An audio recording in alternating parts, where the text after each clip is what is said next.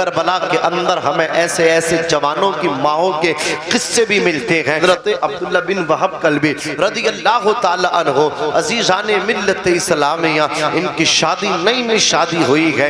इनकी वालिदा मोहतरमा कहती बेटे मेरे बेटे मैंने मालूम है ऐ मेरे बेटे तेरी नई शादी हुई है, तुझे तेरी बीबी की मोहब्बत कहे, हुसैन की राह में कुर्बान होने से रोक न ले, हुसैन की मोहब्बत में शहादत का जाम पीने से रोक न ले।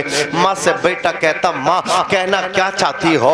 माँ ने कहा था बेटे अगर मेरे दूध का हक अदा करना चाहते हो तो आज पूरा वक्त आया है हुसैन पे, जाके हुसैन की तरफ से मुकाबला करो और अपनी जान को दे दो, मैं भी फख्र करूंगी या अल्लाह मेरा बेटा भी हुसैन के लिए कुर्बान हुआ था तो मेरा भी शहीदों की माओं में शुमार हो जाएगा। माँ ने बेटे को तैयार किया, बेटा पहुंचा है 17 या 18 दिन अभी शादी को हुए थे। हजरत अब्दुल्ला बिन वहब कल्बी रज़ियल्लाहु ताला अन्हु जब मैदान में पहुंचे हैं, मुकाबला हुआ है, लड़ते रहे, उनकी बूढ़ी माँ देखती रही, उनका बेटा जब लड़ रहा था देखते रहे, आखिर उनके बेटे की शहादत का वक्त करीब आया, उनके बेटे ने शहादत का जाम पिया। अब माँ आई है, माँ ने आकर के अल्लाहु अकबर कबीरा अपने बेटे को देखा है और देखने के बाद कहा है मैं अल्लाहु अकबर कामयाब हो गई, मेरा बेटा कामयाब हो गया। किसी ने कहा था तेरा बेटा खाको खून में खलता है, तेरा बेटा करबला की जमीन पे तड़प के शहादत का जाम नोश कर गया है, तो इसको कामयाबी का नाम देती है। माँ ने कहा था हाँ मैं इसी को कामयाबी का नाम देती हूँ। कल जब मैदान महशर में शहीदों की माओं को पुकारा जाएगा तो मुझे महरूम नहीं किया जाएगा, मुझे भी बुलाया जाएगा, मुझे भी बुलाया जाएगा, मुझे महरूम नहीं किया जाएगा। अज़ीज़ाने मिल्लत इस्लामिया रूह को समझे मजहब इस्लाम की, मजहब इस्लाम तुमसे कुर्बानी मांगता है, कुर्बानी दे दीजिए अपने वक्त की। 5 टाइम की तो कुर्बानी मांगता 24 घंटे में, मुश्किल से आधा घंटा आप दे दीजिए अल्लाह की इबादत के लिए। नमाज पंचगाना को पाबंदी के साथ आप अदा कर लीजिए। किसी ने कहा था कामयाबी अगर चाहते हो तो नमाज पढ़ो, बगैर इसके कामयाबी ऊंचा बोलो मिल ही नहीं सकती, मिल ही नहीं सकती। आपके घर में खुशहाली आ ही नहीं सकती। नमाज पढ़ने से चेहरे पे नूर, औलाद वफादार, बीबी वफादार, दोस्त वफादार, और बेनमाजी की बीवी वफादार नहीं, बच्चे वफादार नहीं, दोस्त अहबाब वफादार नहीं, तो खुदा का हो जा, खुदा तेरा हो जाएगा। मन कान लिल्लाही फकान अल्लाहु लहू, जो अल्लाह का हो जाता है अल्लाह रब्बुल इज्जत उसका हो जाता है। एक दिन क्या हुआ, हुजूर सल्लल्लाहु अलैहि वसल्लम सजदे में हैं, हुसैन आए, आकर के नबी की पेशानी, नबी की पुश्त पे बैठ गए। नबी ने सजदे को तूल दे दिया, सजदे को लंबा कर दिया। हुसैन अपने नाना की पुश्त पे कमर पे बैठे हैं, नबी ने सजदे को लंबा कर दिया इस वजह से कि कहीं हुसैन गिर के चोट न खा जाए, हुसैन को तकलीफ न हो जाए। जब हुसैन उतरे तो मुस्तफ़ा ने सर सजदे से उठाया। अज़ीज़ाने मिल्लत इस्लामिया, जैसे ही हुसैन उतरे मुस्तफ़ा ने सर सजदे से उठाया। सहाबा ने पूछा या रसूल अल्लाह, क्या कोई आयत नाजिल हो गई है, क्या अल्लाह का हुक्म आ गया है सजदे को लंबा करने का? नबी फरमाते कोई हुक्म नहीं आया। या रसूल अल्लाह, फिर आपने सजदे को तूल किस लिए दिया?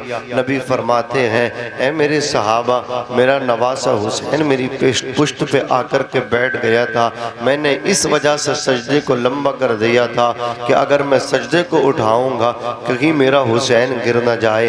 अब मैं आपसे पूछना चाहता हूँ, नबी के ये जो नवासे हैं, अल्लाह अकबर, हुसैन जो है ये नबी के नवासे हैं। और जब नवासे हैं, मेरे नबी के उम्मती भी हैं। वो लोग उम्मती हैं कि नहीं हैं? एक तरफ नबी के उम्मती भी हैं, नबी के नवासे भी हैं। नबी की बेटी सैयदा फातिमा के ये बेटे हैं, हुजूर की बेटी के बेटे हैं, हुजूर के नवासे हुए, लेकिन हुजूर के उम्मती भी हैं। अब जरा आप बताइएगा, जब एक अल्लाह अकबर नबी को उम्मती का ख्याल आए तो नमाज नहीं टूटती है। अगर हम उम्मती को नबी का ख्याल आए तो नमाज कैसे टूट सकती है?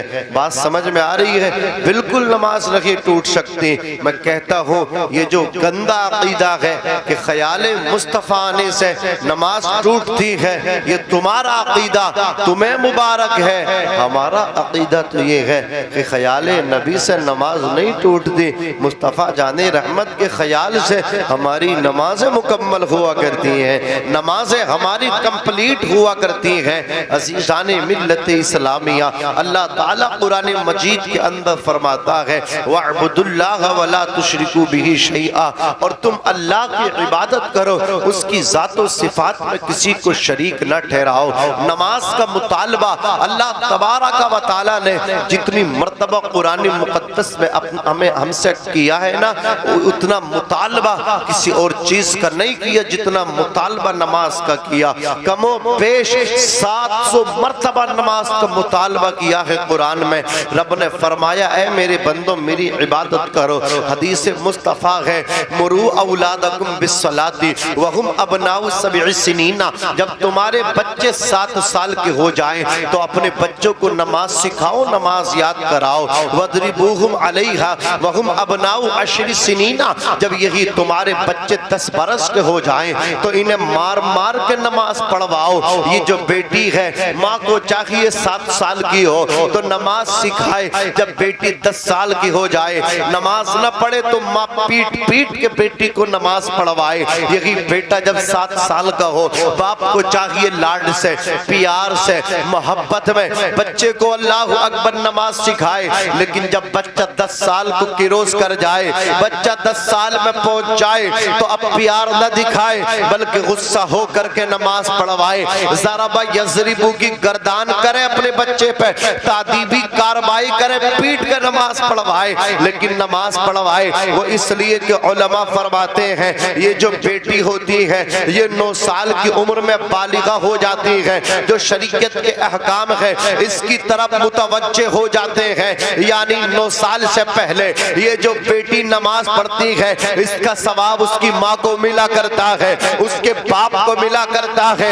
और ये जो बच्चा होता है ये 12 साल की उम्र में बालिग हो जाता है। 12 साल से पहले ये जो बच्चा नाबालिग की उम्र में होता है, जब जब ये नेक काम करता है, ये बच्चा कुरान पढ़ता है, ये बच्चा सजदे करता है, ये बच्चा सुबहान अल्लाह कहता है, ये बच्चा नाबालिग अल्हम्दुलिल्लाह कहता है, नाबालिग बच्चा अल्लाह अकबर कहता है। जब जब ये नेक काम करता है हुजूर की महफिल में आकर के बैठता है, दुरूद शरीफ पढ़ता है, सुबहान अल्लाह कहता है, अल्हम्दुलिल्लाह कहता है, आका की बारगाह में सुबहान अल्लाह का नजराना पेश करता है, कहता है ये सुबहान अल्लाह, लेकिन सवाब इसके माँ बाप को मिला करता है। तो मेरे आका सल्लल्लाहु अलैहि वसल्लम फरमाते हैं जब बेटी नाबालिग हो, बेटा नाबालिग हो तो इन्हें प्यार प्यार से, मोहब्बत में मोहब्बत से नमाज याद करके नमाज सिखा दो। लेकिन जब ये बच्चे बालिग हो जाए तो अब प्यार से नहीं बल्कि मारने की भी कोशिश करनी पड़े, हाथ उठाना पड़े तो हाथ उठा दीजिए, लेकिन बेटे को नमाजी बना दीजिए, बेटी को नमाजी बना दे। सुभान अल्लाह, नारे तकबीर, नारे रिसालत, मसलके आला हजरत, फैज़ाने आला हजरत अल्लामा मौलाना नाज़िम रज़ा साहिब क़िबला मंजरी जिंदाबाद जिंदाबाद माशाअल्लाह। लेकिन हम उस मुआशरे में जी रहे हैं, हम वो लोग हैं कि हम नियाज के लिए झगड़ा करते हैं लेकिन नमाज के लिए बिल्कुल नहीं सोचते। हम वही लोग हैं कि हमसे कितने पतीले बनवा लो, मुहर्रम शरीफ आ रहा, घर घर में नियाज होगी हुसैन की, सबीले होंगे हुसैन की, लेकिन हुसैन ने जब सर अपना यजीदियों को दिया था तो लिखने वालों ने लिखा है कि हुसैन का सर सजदे में था। हुसैन सजदे में सर कटा रहे थे, लेकिन यही हुसैन का आशिक जो दावे करता मैं हुसैन का आशिक हूँ, ये आशूरे के दिन भी नमाज नहीं पढ़ता, 10 मुहर्रम को भी नमाज नहीं पढ़ता, और ये हुसैनियत समझता है कि जितना ढोल बजा लूंगा वो तो मुझसे पक्का कोई हुसैनी नहीं। करबला में दोनों चीजें हैं, ढोल भी है और करबला में नमाज भी है। अब आप सोच लीजिए नमाज किधर है, ढोल किधर है। नमाज हुसैन के साथ थी, ढोल यजीदियों के साथ था। ढोल अल्लाह अकबर जो बजाया था वो यजीदियों ने बजाया था, वो नमाज हुसैनियों ने पढ़ के दिखाई थी। बोलो तो अगर सच्चे हुसैनी हो तो हुसैनियत अल्लाह अकबर ढोल बजाने का नाम नहीं, हुसैनियत नमाज पढ़ने का नाम है। हुसैनियत किसका नाम है? बोलो ना, नमाज पढ़ने का नाम है, कुरान पढ़ने का नाम है।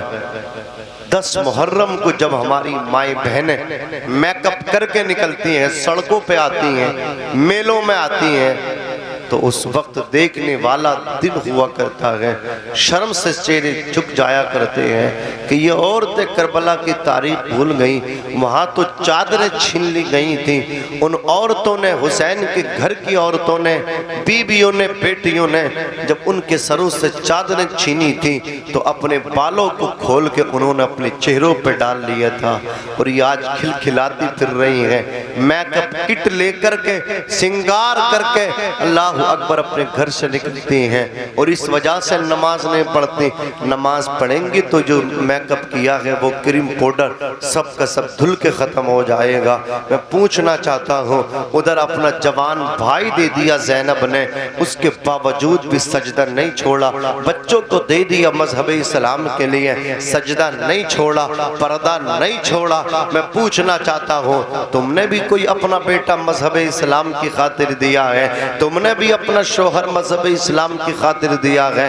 काश तुम्हारा शोहर भी मजहब इस्लाम के लिए कुर्बान होता तो तुम्हें भी एहसास होता मजहब इस्लाम किस चीज़ का नाम है। तुम्हारा भी जवान बेटा मजहब इस्लाम के लिए जाता तो तुम भी आज मेकअप करके अपने घरों से नहीं निकलती, बल्कि जानामाज बिछा करके अल्लाह अकबर सजदे में रख के कहती, या अल्लाह मेरे बेटे की शहादत को कबूल फरमा ले, या अल्लाह मेरे बेटे की कुर्बानी को कबूल फरमा ले। तुम्हें तो पता नहीं कौन सी खुशी है कि आज मुहर्रम है, त्यौहार के तौर पर तुम उसको मनाते हो। हजराते गिरामी, तो हमें आप सबको चाहिए पाबंदी के साथ नमाज को हम अदा करें।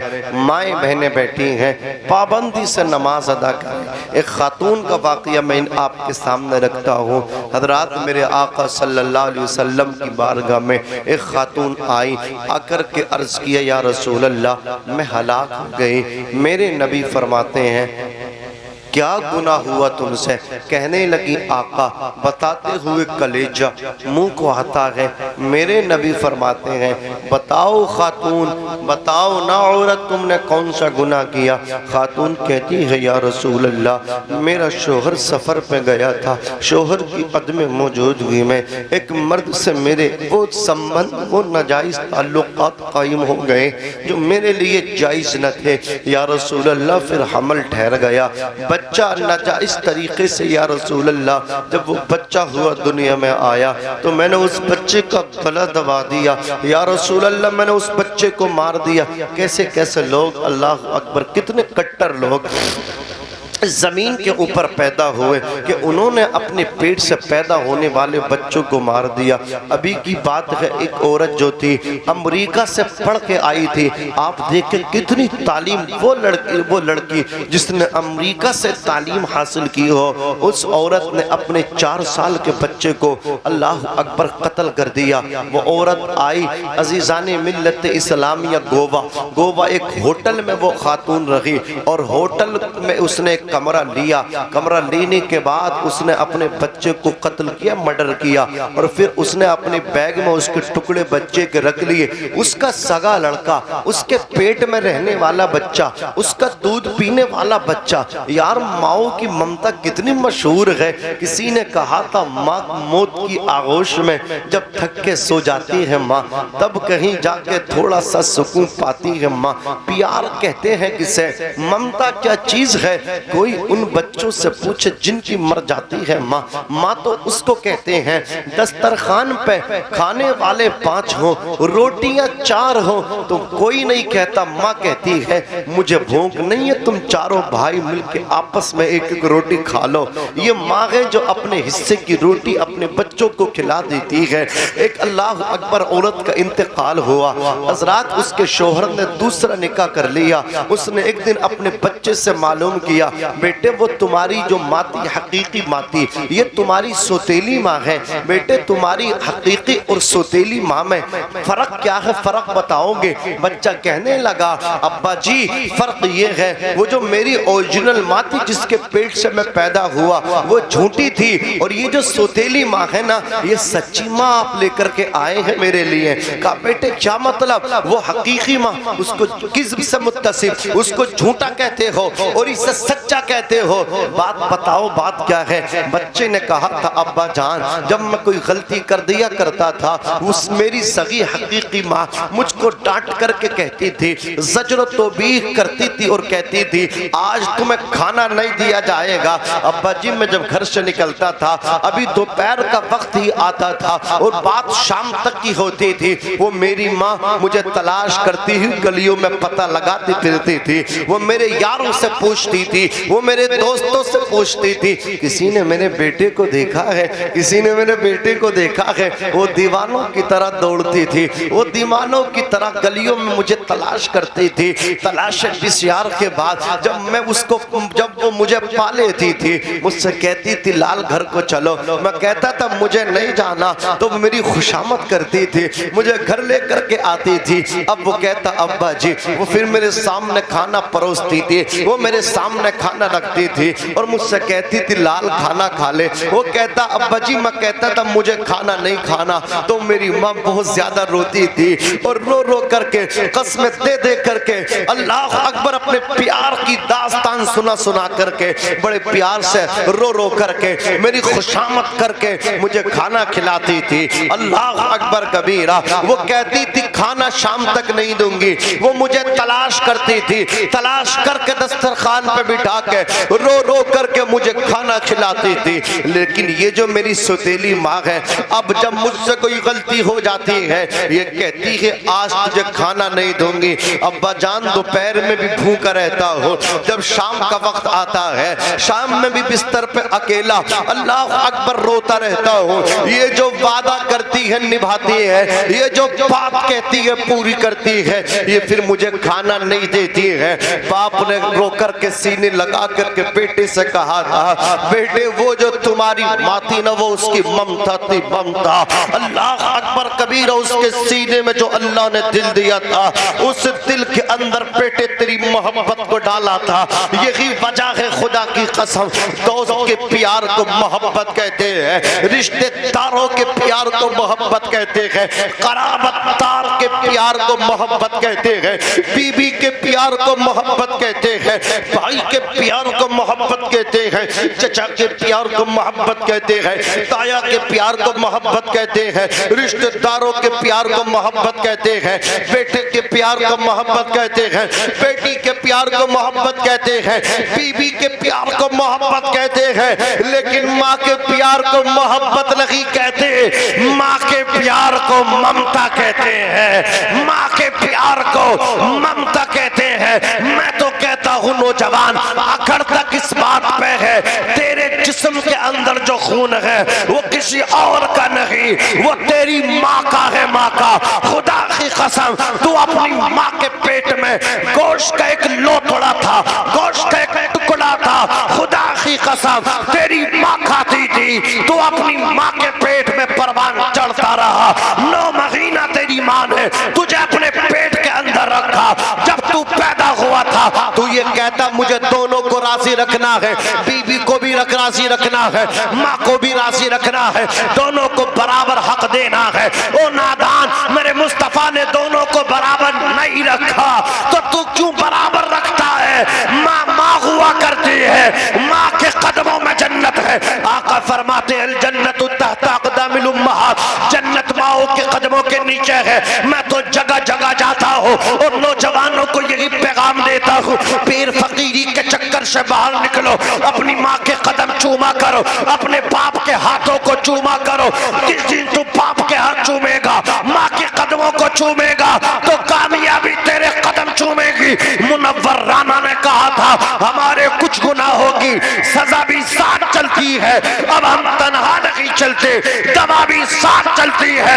अभी जिंदा है माँ मेरी, मुझे कुछ भी नहीं होगा, मैं जब घर से निकलता हूँ तो अभी साथ चलती है। नारे तकबीर, नारे रिसालत, नारे हैदरी, नारे गौसियत, मसलके आला हजरत। माशाअल्लाह माशाअल्लाह।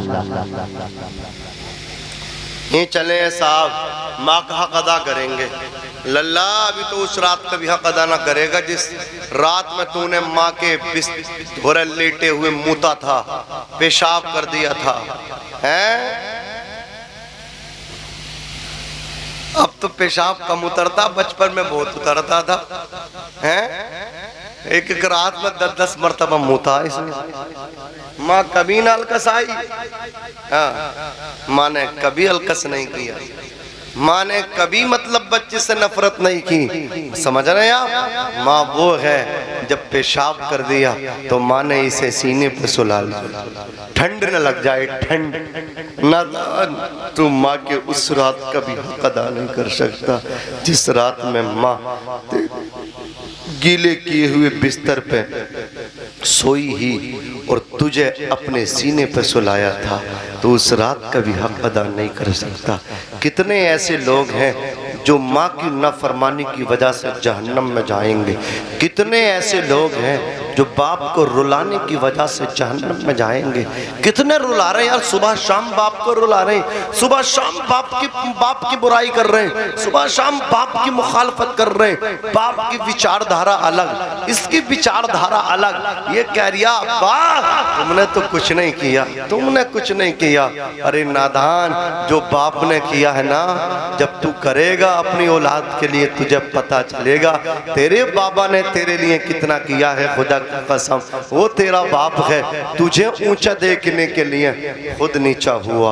वो तेरा बाप है, तुझे बड़ा देखने के लिए खुद छोटा बना।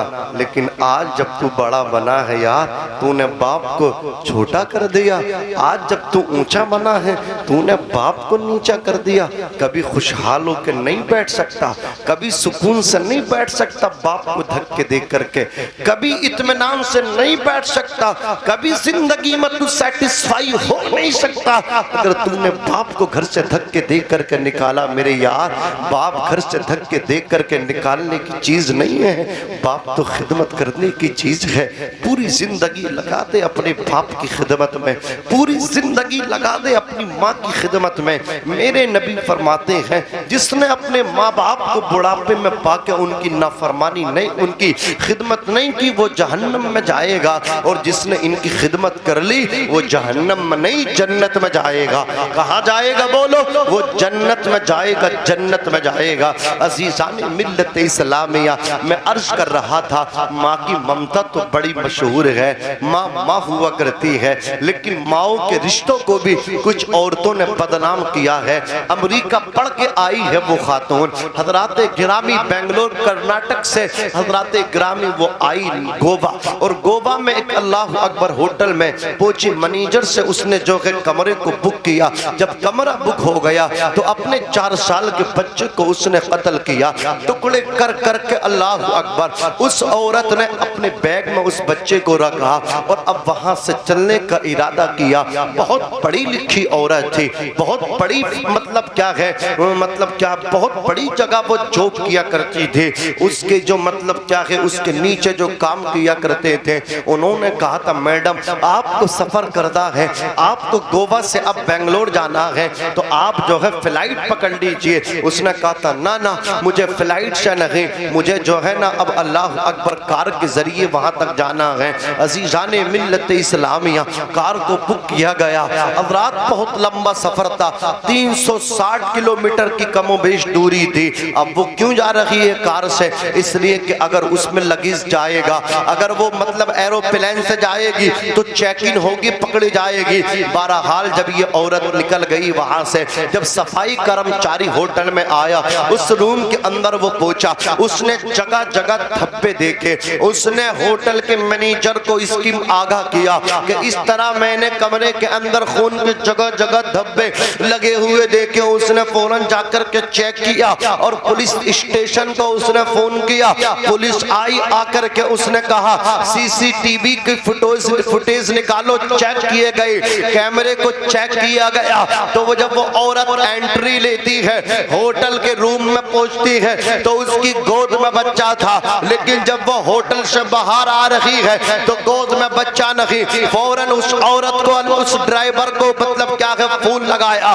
ड्राइवर से कहा इस औरत से बात करवाओ। जैसे ही पुलिस ने बात की, कहा मैडम जब आप रूम में आई थी, होटल में आई थी, तो आपकी गोद में बच्चा नजर आ रहा है, और जब आप वापस होटल से निकल रही हैं तो वो आपका बच्चा आपकी गोद में नजर नहीं आ रहा। बदबख्त कमबख्त ने, चुड़ैल टाइन ने कहा, अमेरिका में पढ़ने वाली औरत ने कहा, मैं कहता हूँ वो लोगों, ये अंग्रेजी काम या काम नहीं देती, ये हिंदी ये असली तालीम काम नहीं देती। जब तक के दीनी तालीम ना हो, जब तक के कुरान की तालीम ना हो, जब तक के अल्लाह अकबर काल अल्लाह और काल रसूल के तराने तेरी बेटी ना पढ़े, और खुदा की कसम आपकी बेटी के लिए, आपके बेटे के लिए दीनी तालीम पहले है, दुनियावी तालीम बाद में है। पहले अपनी बेटी को कनीज़े फातिमा बना दे, पहले अपने बेटे को हुसैन का गुलाम बना दे।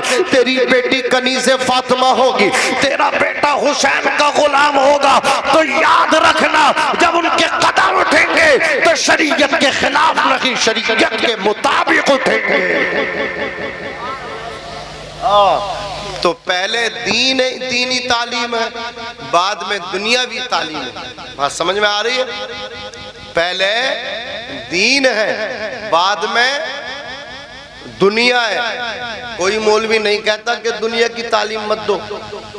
मुखालफत इस बात की है कि पहले अपना दीन दो, दुनिया पीछे रह जाएगी और दीन तुम्हारे बच्चों के साथ कब्र में जाएगा, हशर तक जाएगा। तो पहले दीन दो अपने बच्चों को। बात समझ में आ रही है? दीन के साथ साथ दुनिया हो तो सुभान अल्लाह, माशा अल्लाह। तो ये आप समझे, नुक्ता समझे। तो उस औरत ने कहा साहब वो मेरा बच्चा तो मैंने रिश्तेदारी में भेज दिया। कहा अब अपने रिश्तेदारी का हमें एड्रेस दीजिए। आपने कहा तो चोर होता, चोर की दाढ़ी में तिनका, समझ रहे? चोर की दाढ़ी, चोर की दाढ़ी में तिनका। बादशाह ने कहा था भाई वो रुई चोरी हो गई थी। बादशाह ने कहा जिसने रुई चुराई होगी उसकी दाढ़ी में तिनका होगा। तो जाहिर सी बात है पहले बादशाह भी चालाक होते थे, आज की तरह थोड़े ही छोड़ने तैयार ना हो, कुछ न रिया छोड़ने तैयार ना। ओ भाई कुर्सी है तुम्हारी, ये जनाजा तो नहीं है। जब कुछ कर नहीं सकते तो उतर क्यों नहीं जाते? या तो कुछ करो या तो वादे पूरे करो। जितने लाख का वादा किया था वो दो, 15 का वादा 15 का, वो 15 लाख दो। तो ये हालात हैं। बहरहाल वो पहले बादशाह बड़े चालाक होते थे। कहा भाई जिसने भी पुंबे चुराए हैं, जिसने भी रुई चुराई है, वो इतना बड़ा बेवकूफ है, रात में रुई चुराई और हमारे दरबार में ऐसे ही आगे दाढ़ी तक साफ करके ना आए। अब जिसने चुराई थी उसे ही लगा यार ऐसे शायद मेरी दाढ़ी में जो है ना रुई लग रही है। उसने फौरन चुपके दाढ़ी साफ करना शुरू कर दी। बादशाह ने पहचान लिया ये चोर। तभी से मिसाल बन गई चोर की दाढ़ी में तिनका। चोर तो चोर होता, उसने कहा साहब मैंने रिश्तेदारी में बच्चा भेज दिया, बोले एड्रेस दो, एड्रेस दे नहीं पाई। तो उस गाड़ी ड्राइवर से कहा कि इसको जो करीब में तुम्हारा पुलिस स्टेशन हो वहाँ ले जाओ। उसने पुलिस स्टेशन में जाकर के कर्नाटक में गाड़ी डाल दी। फिर वहाँ की गोवा की पुलिस का फ़ोन आया कि इसका जो सामान है बैग है वो चेक करो। जब बैग चेक किया तो उस बदबख्त ने 4 साल के बच्चे को टुकड़े कर करके अपने बैग के अंदर रख के रखा था। ज़रा मुझे बताओ तो सही, ये भी औरतें हैं खुदा की कसम जो अपने बच्चों के टुकड़े किए और बैग में रख कर अल्लाह अकबर कबीरा। सोचो तो सही, लेकिन ये कब होता है जब दुनियावी तालीम होती है।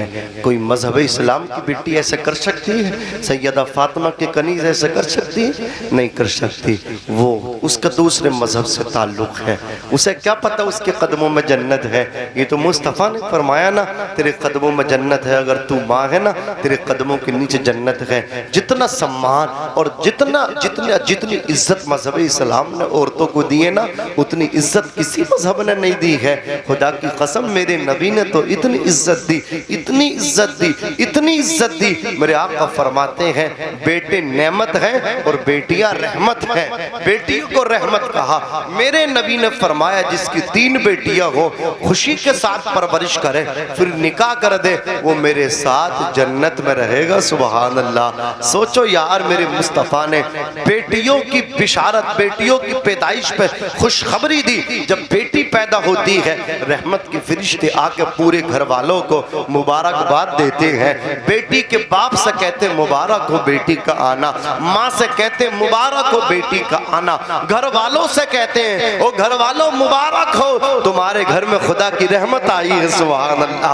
हजरत सैयदना मूसा अलैहिस्सलाम ने अर्ज किया अल्लाह जब तू खूब खुश होता है तो किस चीज का हुक्म देता है? रब फरमाता जब मैं खूब खुश होता हूँ तो बेटियों की पैदाइश करता हूँ, बेटियां पैदा होती हैं तो रब खुश होता है। जिस घर में बेटी पैदा हो जाए तो रब की खुशी का वो जरिया है। सुभान अल्लाह। मेरे नबी फरमाते हैं जिस औरत का सबसे पहला जो बच्चा बेटा नहीं बल्कि बेटी हो, आका फरमाते वो औरत खुश नसीब है, वो बाप खुश नसीब है। जिनके यहाँ सबसे पहला बच्चा बेटी हो जाए वो माँ बाप खुश नसीब है। हुजूर खुशखबरी दे रहे हैं बेटियों की पैदाइश में। सुभान अल्लाह। ये इज्जत है, ये अजमत है, किसी और ने नहीं, ये मजहब इस्लाम ने दी है। आज कुछ लोग टीवी पे बैठ के, टेलीविजन पे बैठ के कहते हैं भड़काऊ इश्तिहार अंगेज बयान देते हैं, फिर भड़काऊ मुसलमानों को कहते हैं भड़काते तुम हो, हम तो अमन पसंद हैं। सुभान अल्लाह। अमन पसंद है। ये कहते मजहब इस्लाम ने औरतों को 4 दीवारी के अंदर मुक़य्यद कैद कर दिया, इन्हें पर्दा दिया है। मैं पूछना चाहता हूँ खुदा की कसम, औरत की इज्जत पर्दे में है या पर्दे में नहीं? तो आप सबका जवाब होगा औरत की इज्जत पर्दे में है। औरत की इज्जत बोलो पर्दे में है। औरत की इज्जत पर्दे में है। औरत का जेवर ये जो है ना, कानों के झाले और कुंडल नहीं है। औरतों का जेवर सोना चांदी नहीं है, बल्कि औरत का सबसे अच्छा जेवर पर्दा है। जोर से बोलो क्या है? हया का जेवर है, पर्दे का जेवर है। कोई बता नहीं सकता खुदा की कसम। सैयदा तैयबा हजरत फातिमा ज़हरा रज़ियल्लाहु ताला अन्हा, एक चादर जिसमें 72 पैबंद थे। पर्दे का आलम ये था, नबी की शहजादी हसन हुसैन की वालदा ऐसा पर्दा करती थी कि आसमान में निकलने वाला ये शम्सो कमर, ये चांदो सूरज भी सैयदा फातिमा ज़हरा रज़ियल्लाहु ताला अन्हा के बालों की सियाही तक को ना देख सका। ये उनके पर्दे का आलम है।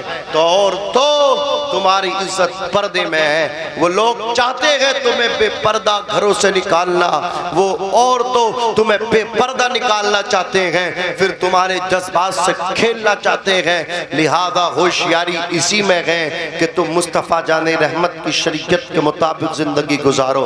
किस तरह गुजारो? बोलो मुस्तफ़ा जाने रहमत की शरीयत के मुताबिक अपनी जिंदगी को गुजारो। तो पहली चीज क्या है? हमें आप सबको क्या करना चाहिए? 5 टाइम टाइम की नमाज पढ़नी चाहिए? बोलो पढ़नी चाहिए कि नहीं पढ़नी चाहिए? 5 टाइम की नमाज पढ़नी चाहिए, पाबंदी के साथ पढ़नी चाहिए। हर बालिग आकिल सुन्नी सहीहुल अकीदा मुसलमान मर्द औरत पे कितनी नमाजें फर्ज हैं? 5। लेकिन हुजूर को कितनी मिली थी? 50। ये 45 हुजूर ने कम कराई हजरत मूसा के कहने पे। एक मर्तबा चले गए, 5 को माइनस करवाया, फिर गए 5 को, फिर गए 5 को, फिर इसी तरह 9 मर्तबा चले गए। बची कितनी? 5। अब जो जुम्मा पढ़ते हैं वो सोचते हैं यार एक बार और चले जाते तो फिर काम ही मतलब क्या नहीं आसान हो जाता। ये भी ना पढ़नी पड़ती। ये हंसने की बात नहीं है। कुछ लोग हैं ऐसे जो कह दिया करते हैं, लेकिन कान खोल करके सुन लो। हुजूर जब अल्लाह की बारगाह में 9 मर्तबा गए, 5 नमाजें बची, 45 माइनस हो गई, कम हो गई, माफ हो गई। आकार उम्मत के लिए तोहफा लेकर के रब तबारक व तआला फरमा रहा, महबूब हमने आपको 50 नमाजें दी थी, लेकिन 45 को आपके कहने पे कम कर दी। लेकिन आपकी उम्मत पाबंदी के साथ जब 5 नमाजों को अदा करेगी तो हमारे सवाब में कमी नहीं, बल्कि पढ़ेंगे 5 और सवाब हम अता करेंगे 50 का। इतना 50 का सवाब मिलेगा। तो कहीं से कहीं तक भाग लो, किसी मियाँ तक चले जाओ, किसी मियाँ की तावीज़ में इतना दम नहीं है कि तुम नमाज ना पढ़ो और तुम्हारे कामों में फायदा हो जाए। नहीं हो सकता। अगर कोई है तो वो सिर्फ और सिर्फ जादूगरी है। अगर कोई ऐसा कर सकता है तो वो शिपली इल्म है, समझ रहे? वो शिपली है, वो शोबदाबाजी है, वो जादूगरी है। वरना सबसे बड़े पीर गौसे आजम है। उनसे बड़ा कोई पीर है? विलायत उन्हीं के यहाँ से मिलती है। सैयदना गौसे आजम रज़ियल्लाहु ताला अन्हु फरमाते हैं, बेनमाजी को मुसलमानों के कब्रिस्तान में भी दफन न किया जाए। सोच लो अच्छी तरह। ये पीरों के पीर हैं। बेनमाजी के लिए क्या कह रहे हैं कि मुसलमानों के कब्रिस्तान में भी दफन न किया जाए। सुल्तान बाहू फरमा रहे हैं, बेनमाजी से खिंजीर पना मांगता है। शेख सादी शिराजी फरमाते हैं कि बेनमाजी को कर्जा ना दो। जो खुदा का कर्जा अदा नहीं करता वो तुम्हारा कर्जा कैसे लौटाएगा? इमाम मालिक इरशाद फरमाते, बेनमाजी का मजहब इस्लाम में कोई हिस्सा नहीं है, कोई हिस्सा नहीं है।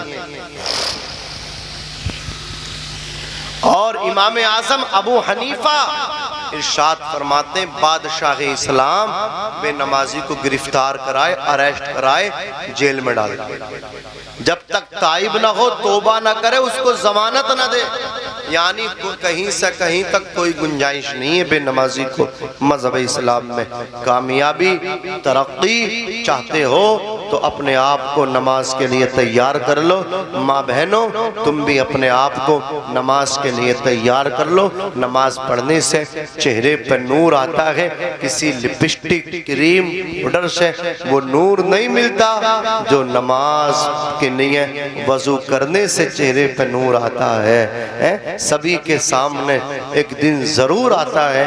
ये हुस्न फानी है, चूंकर गुरूर आता है। किसी क्रीम पाउडर से कुछ नहीं होता, नमाज पढ़ने से चेहरे पे नूर आता है। कितनी ऐसी क्रीम और पाउडर है जिसमें खिंजीर की चर्बी को अल्लाहु अकबर शामिल किया जा रहा है, यानी उस चर्बी से उसको बनाया जा रहा है। कितनी लिपस्टिक ऐसी है कि उसमें उसकी चर्बी को शामिल किया जा रहा है, फिर वो होठों पे लग रही है।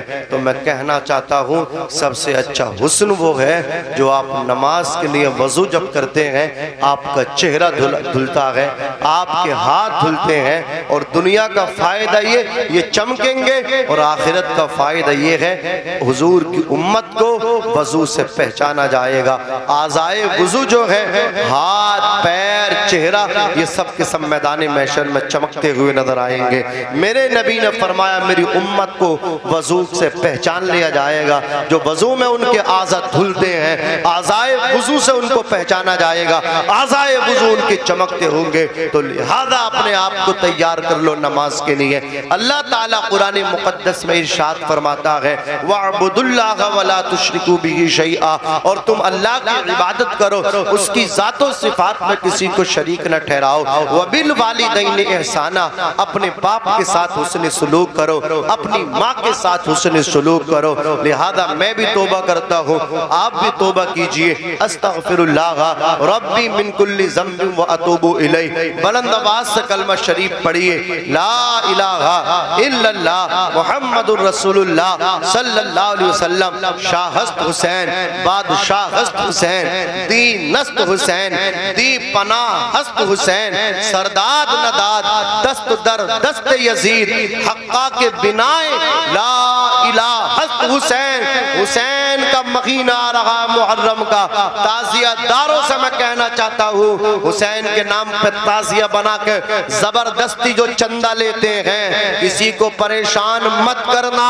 जो खुशी से दे, खुदा की कसम हुसैन ने नहीं कहा मेरा नाम लेकर किसी को परेशान करना। अल्लाह अकबर कबीरा, उनका नाम लेकर के गुंडागर्दी करना, ढोल ताशे बजाना। हुसैन से अगर सच्ची मोहब्बत है सुन्नियो तुम्हें, तो कुरान ख़्वानी करना, नमाज़ें पढ़ना, सजदे करना। हुसैन ने यही मैसेज दिया था, न मस्जिद में न बैतुल्लाह की दीवारों के साए में नमाज़े इश्क अदा होती है, तलवारों के साए में दश्ते बला को अर्श का सीना बना दिया, जंगल को मुस्तफ़ा का मदीना बना दिया। अज़ीज़ाने मिल्लत इस्लामिया, एक मर्तबा और पढ़िए ला इलाहा इल्लल्लाह मुहम्मदुर रसूलुल्लाह सल्लल्लाहु अलैहि वसल्लम, वमा अलैना इल्लल बलाग। अस्सलामु अलैकुम व रहमतुल्लाह।